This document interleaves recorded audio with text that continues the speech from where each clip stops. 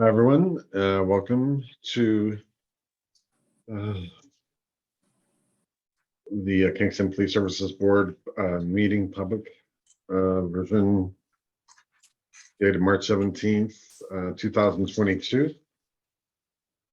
Can we get disclosure of a conflict of interest? No.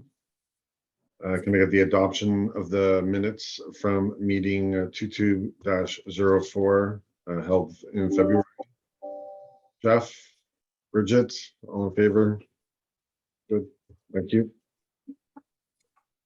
And so that the following communications have been received, I'm going to ask if anyone has any questions with respect to any of the following communications received from the Ministry of the Attorney General or the Solicitor General.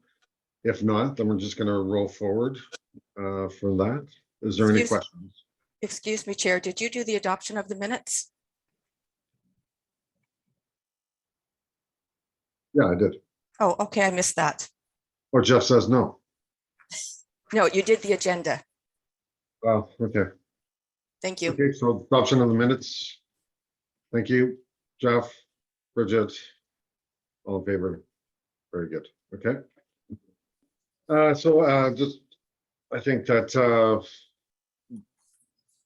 we're just going to do something new as far as all the communications go from the ministries.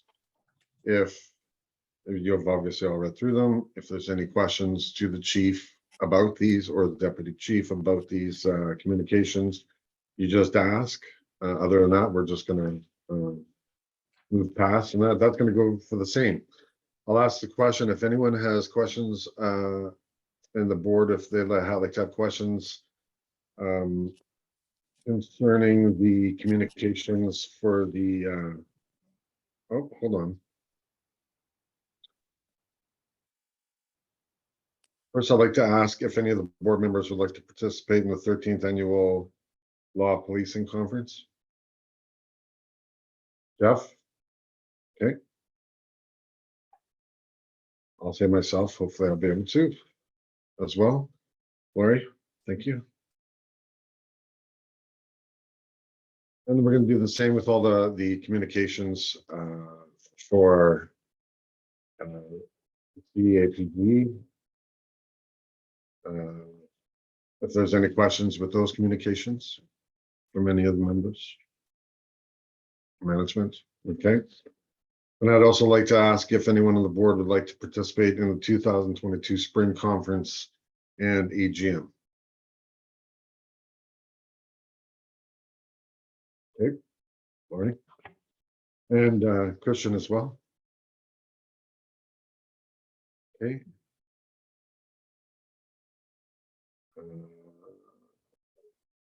Delegations, there's none. Reports.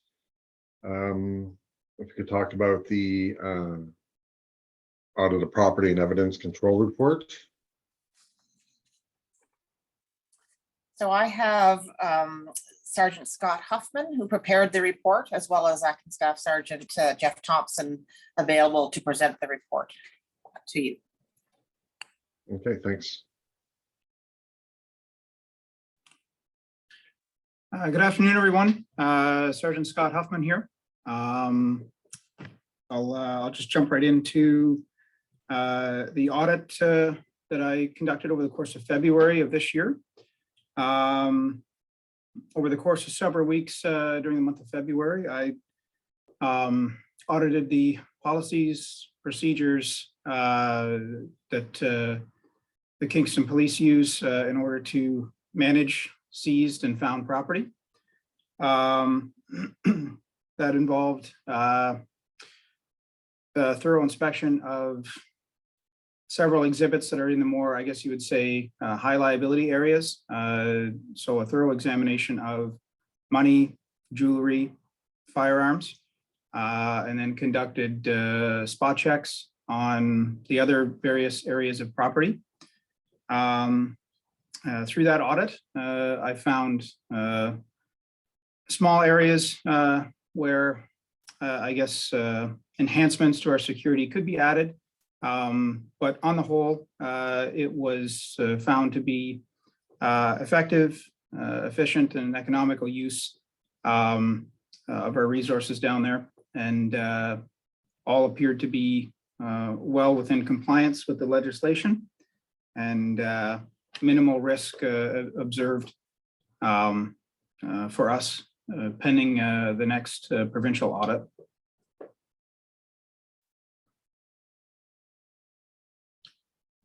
I don't know if anyone has any questions about the specifics of it, but I'm eager to answer them.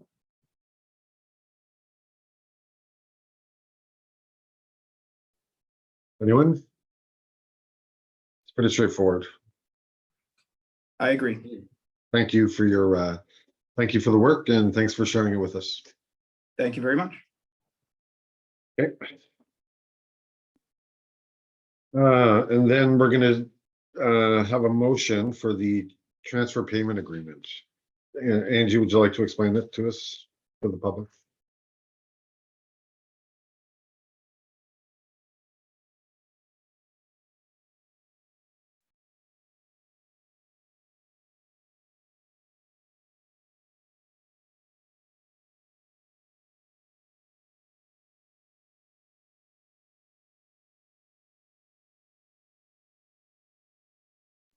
Sorry, I just have to have this. I don't have this attached to my agenda. It must have been sent around secondarily, was it? One sec. Yeah, it was done as an addendum. Oh, my apologies. Take your time. Just got to pull it up on my phone here. Unless, Scott, do you have that handy? Yeah, so the transfer payment agreement is with the ministry in relation to their electronic payment system, and they engage with the boards. Previously, it was done through the police departments, and I believe now they're engaging the board. So I think there's got to be a motion for the board to participate with the province in accepting those payments across. And I apologize, I don't have it right in front of me, but they're just read it a little bit earlier, and I believe that's the change being that the police services used to do it with the city, and now they want the boards to be part of the actual agreement for the transfer of payments from the province to the police service via the city, if that makes sense. As represented as by the Minister of the Children, Community and Social Services Act. Exactly. Yeah. Yeah. Okay. Okay. Any questions about that? Jeff? So on the surface, I can see that this appears to be just having a little bit more oversight over this, and I guess just to let others know, or at least a wider number of people, including the board. Is there any other reason besides this? Like, are we under any more liability as a result of this? Is there something that is not obvious to me? Certainly, from what I've read about it, it's more to engage the board, because it is between the board and the province when we enter into some of these agreements. Another example would be the court security and prisoner transport.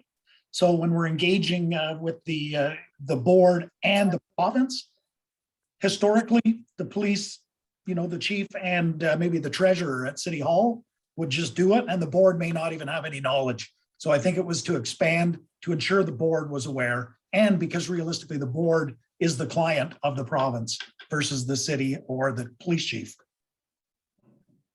Thank you. There's a schedule here, Schedule B for insurance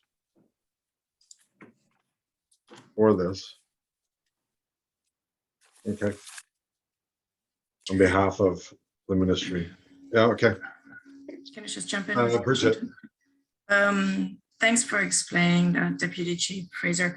I just wondered will this add much to, what will this add to the process and the timing? The first time we go through this process, will there be a time lag, or will we be waiting for funds, or any impact like that? No, essentially what it's going to do is that the board chair's signature would be required. So we won't see anything other than, where the treasurer used to sign for the city. The board chair will now be obviously signing on behalf of the police service. And once again, I don't think we'll see any, they have their process in place to transfer the money. That will carry on in the same manner. It's more of just more involvement by the board as they will be the signatory on it. Thanks. Chris, here, just to also answer part of that question, Bridget, is the initiative is from April 1st, 2021 to March 31st, 2023. So. Just as an aside there, we just had two of our YIPI students, Youth and Policing Initiative students, give us a presentation there yesterday on some of the work that they've been doing within our organization. And I have to say, it's a really great program that we're taking part in. And we learn just as much as they do from us. It's a nice collaborative initiative. I love the title you've given it. UP. Okay. Yeah. Very good. Any other questions on that? No? Okay. So there's no new business. Could we have a motion, please, Mr. Chair? Oh, yeah, and we will, I guess we'll need to have a motion for the transfer payment agreement. May I have to Jeff? Bridget? Very good. All in favor? Okay. Christian, was that all in favor? Yep, good, okay. Very good. And then I will ask that we move to in camera. And that was so fast. That was like the fastest public meeting ever. So I would suggest that we just like 2 minutes and we'll go right into the next board meeting. Remember In camera. in camera, thank you. Yeah, And another motion, please. and another motion.